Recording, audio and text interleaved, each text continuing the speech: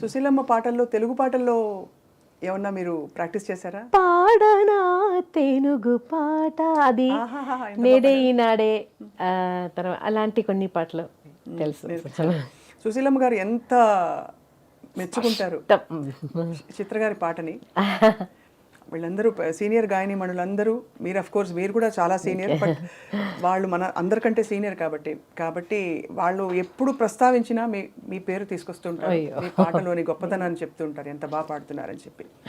So గురువు గారు మిమ్మల్ని చూసి చాలా మురిసిపోయి ఉంటారు కదా, మీ పాట విని మీరు ఇంప్రూవ్ అయింది, మీరు పురోగతి సాధించి ఇంత సాధించి జీవితం. నేను చెన్నైకి షిఫ్ట్ అయిన తర్వాత అప్పుడప్పుడు ఎప్పుడైనా నాకు టైం దొరుకుతుందో అప్పుడు పోయి నా టీచర్ని మీట్ చేస్తాను.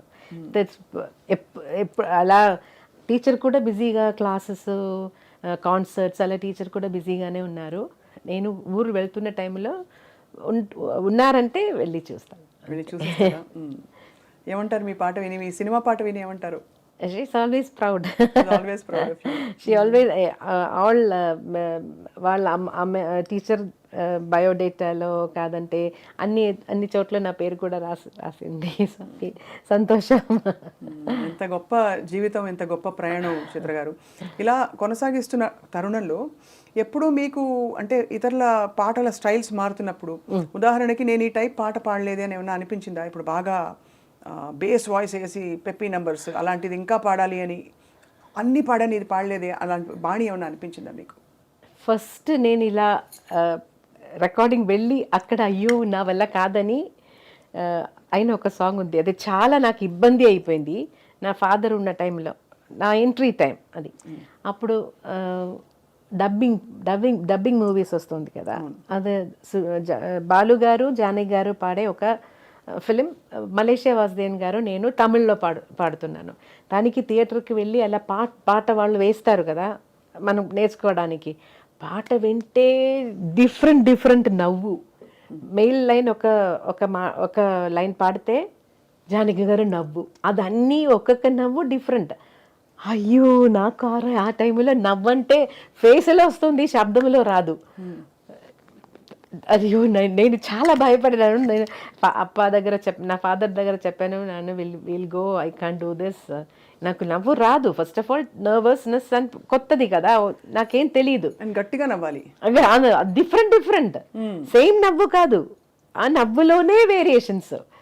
అయ్యో నా వల్ల కాదని నా అప్ప ఏం చెప్పారంటే, ఎక్కడైనా ఎలాగైనా వచ్చేసారు కదా, ఇప్పుడు నేను పాడనని వెళ్ళిపోతే అది మంచిది కాదు, సో ట్రై చేయి, బాగలేదంటే వాళ్ళు ఎవరి చేత అయినా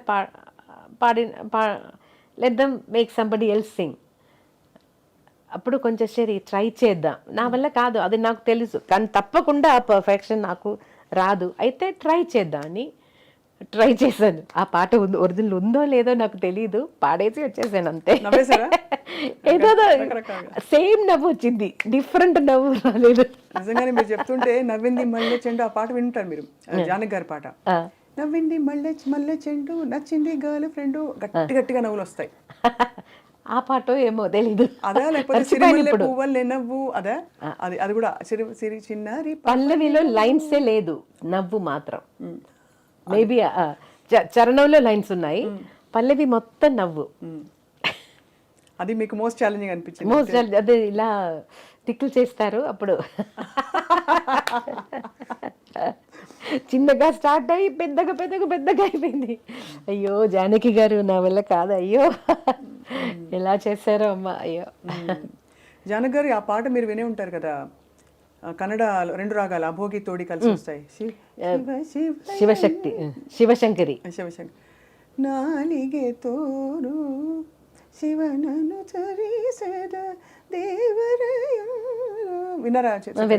కాంపిటీషన్స్ లో పిల్లలు మీరు పాడేవారు? నేను పాడలేదు, పిల్లలు పాడుతున్నారు, అది విన్నా. దానికోసం మనం తయారవ్వాలి కదా, సో అప్పుడు విన్నాను. అంటే నేను నేర్చుకోలేదు. Very difficult song, very difficult. అలా మీకు అంటే శరత్ గారు పాట పాడితే ఇంక అసలు ఒక విధంగా సంగీతాన్ని జయించినట్టే. ఎందుకంటే అంత కష్టమైన పాట మీరు పాడేశాక ఇవన్నీ అట్లీస్ట్ ఒక మీటర్లో సాగుతాయి, అక్కడైతే అర్థం కాని కష్టమైన పాటలు ఎలా పాడతారో మీరు అని అందరూ ఆశ్చర్యపోతుంటారు. అంటే చాలా గంటలు మీకు అవలీలగా ఇలా టేక్ ఆర్టిస్ట్ మీరు చిత్రగారని కూడా అంటారు. అదేం కాదు, రిహార్సల్స్ కావాలి, తప్పకుండా రిహార్సల్స్ చేసి రికార్డ్ చేస్తాను. అయితే అప్పుడు అన్ని లైవ్ రికార్డింగ్ కాబట్టి ఏదైనా చిన్న మిస్టేక్ వస్తే కూడా అది అలాగే వెళ్ళిపోతుంది. కొన్ని రోజుల తర్వాత వాయిస్ మాత్రం మిక్స్ చేద్దామని ఒక ఆపర్చునిటీ వచ్చినప్పుడు ఏదైనా తప్పులు ఉంటే సార్ ఆ లైన్ మాత్రం నేను మళ్ళీ ఒకసారి పాడేస్తానని చెప్పేసాను. అయితే ఇళయరాజా గారు మాత్రం అదే ఒప్పుకోరు.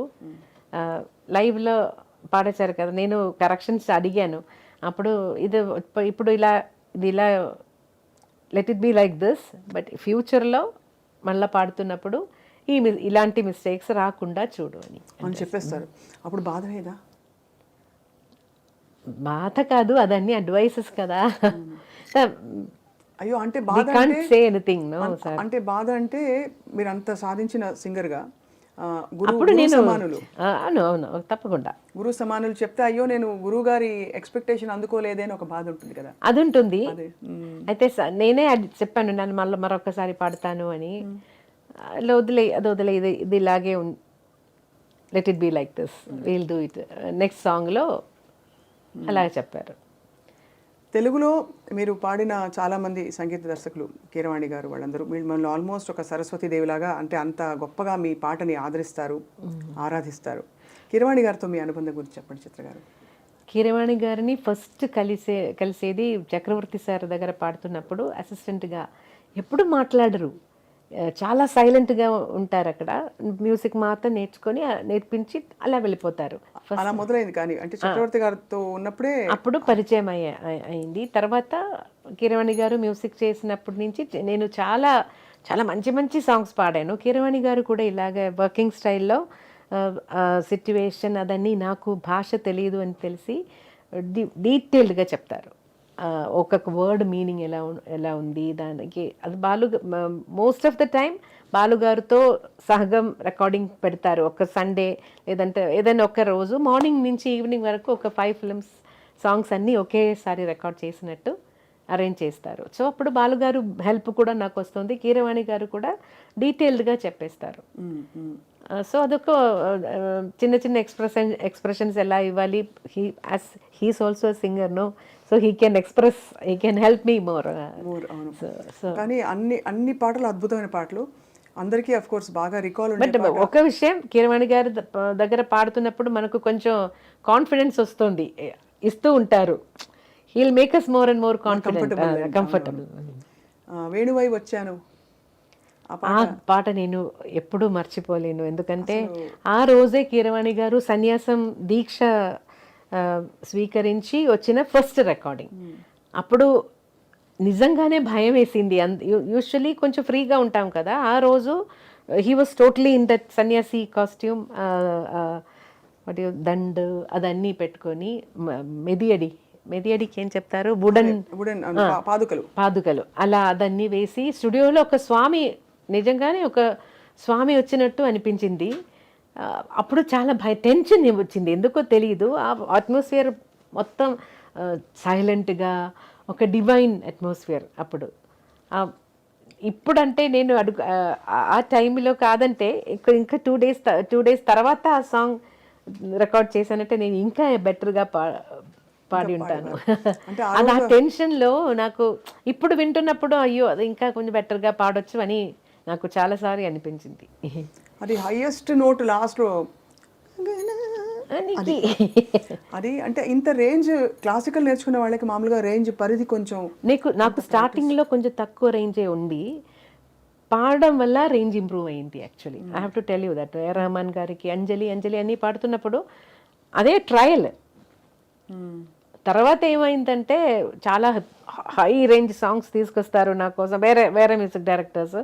ఇది చాలా హైగా ఉంది అని చెప్పి, మీరు అంజలి పాడలేదు, అంతే ఉంది దీంట్లో కూడా అలాగే చెప్పేసి, తర్వాత అన్ని సాంగ్స్ చాలా పైన అయిపోయింది నాకు. చాలా మంది సాంగ్స్ పైన రేంజ్లో పాడారు. అసలు మస్ట్ లిసన్ గ్రేటెస్ట్ హిట్స్ లిస్ట్లో మన కన్నానులే పాట వరల్డ్ లిస్ట్లో, ఇట్స్ నాట్ ఈవెన్ అంటే ఇండియా మాత్రం కాదు, ఆ వరల్డ్ లిస్ట్లో బాంబే సాంగ్ ఉంది అంటే గార్డియన్ వాళ్ళు వేసిన లిస్ట్. ఎలా అనిపిస్తుంది చిత్రమ్మకి?